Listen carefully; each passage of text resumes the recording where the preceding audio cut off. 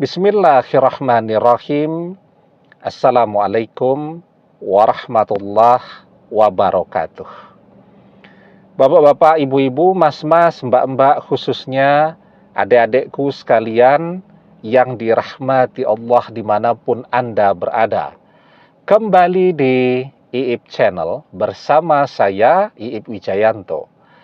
Kali ini kita akan membahas tema 3 hal yang mantan rasakan jika kamu adalah jodoh sejatinya. Nah, jadi mantan memaksa berpisah dengan kita. Apakah karena kehadiran orang ketiga? Apakah karena orang tuanya tidak setuju? Apakah dia merasa jenuh dan capek? Dan seterusnya, dan seterusnya. Tetapi ketika kita adalah jodoh sejatinya, maka ada 3 hal yang akan dia rasakan. Yang pertama, mantan berusaha untuk membenci kita. Bukannya benci, tapi justru yang muncul adalah rasa kangen yang menggedor-gedor hatinya. Jadi ketika orang berusaha untuk membenci itu kan otomatis dia harus banyak mengingat-ingat orang yang ingin dia benci tadi. Mencari-cari, apa sih kira-kira yang bisa dibenci dari kita? Harus dicari-cari itu.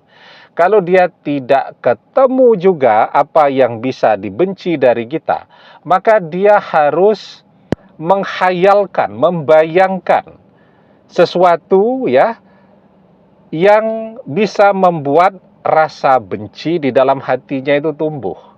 Tapi ternyata tidak bisa. Semakin dia berusaha untuk membenci kita, artinya semakin banyak pula dia akan mengingat kita. Semakin banyak pula dia mengingat kita, maka otomatis dia akan jadi semakin kangen kepada kita. Jadi dia cari-cari itu, apa yang bisa dibenci dari kita. Tidak ketemu.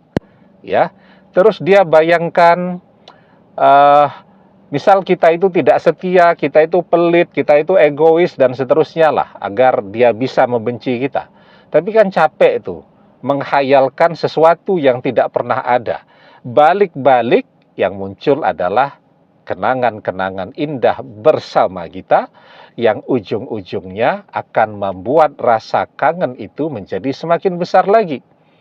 Nah, itulah kenapa ada begitu banyak orang yang membenci dan kemudian justru jatuh cinta kepada orang yang dia benci. Wa abghid baghidaka haunan ma'asa ayyakuna habibaka yauman ma. Dan ketika engkau membenci seseorang, bencilah dengan biasa saja, dengan sederhana. Karena bisa jadi esok lusa dia akan menjadi orang yang paling engkau cintai. Itu yang pertama, berusaha membenci justru tambah kangen. Yang kedua, berusaha untuk melupakan. Yang terjadi malah semakin sering kepikiran. Apa yang orang lakukan untuk berusaha melupakan? Berusaha tidak memikirkan.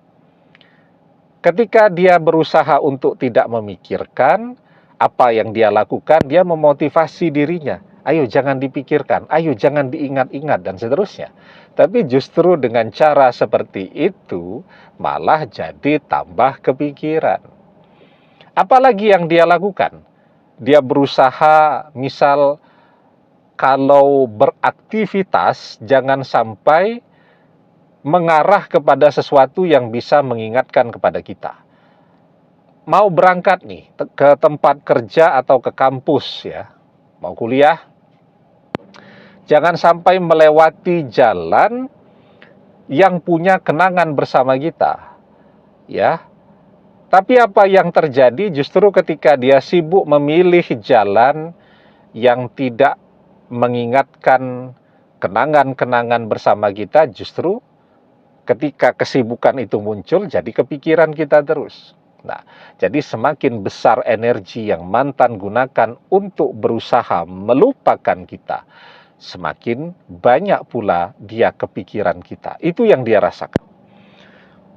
Kemudian yang ketiga, mantan berusaha untuk mendapatkan pengganti kita.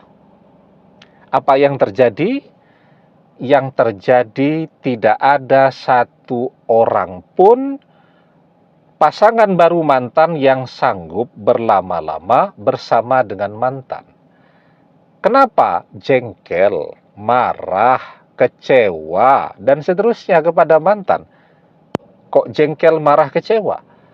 Karena mantan ini ketika dia adalah jodoh sejati kita, dia tidak bisa melupakan kita, rasa rindu itu muncul, kemudian dia mencoba mencari pelarian cinta dengan cara mencari pengganti kita, tapi ketika kangen, cinta itu tetap ada di dalam hatinya, otomatis dia akan selalu membicarakan kita kepada siapapun. Jadi pasangan barunya ngajak ngobrol tentang bisnis, ngajak ngobrol tentang olahraga, ngajak ngobrol tentang pendidikan, dan seterusnya. Balik-balik, mantan akan selalu cerita tentang pengalaman bersama kita.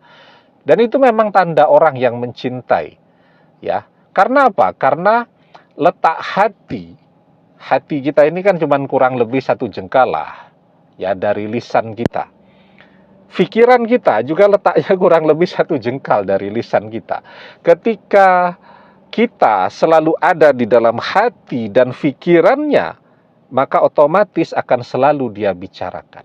Akan selalu dia bicarakan. Man ahabba say'an aksyaru zikrihi. Barang siapa yang mencintai seseorang, pastilah ia akan selalu menyebut-nyebut orang yang ia cintai itu. Ya. Maka itulah kenapa tidak ada satu orang pun yang sanggup bertahan bersama mantan, karena mereka kemudian jadi tahu bahwa kita adalah cinta sejatinya mantan. Dari mana mereka tahu? Ya karena mantan selalu cerita tentang kita.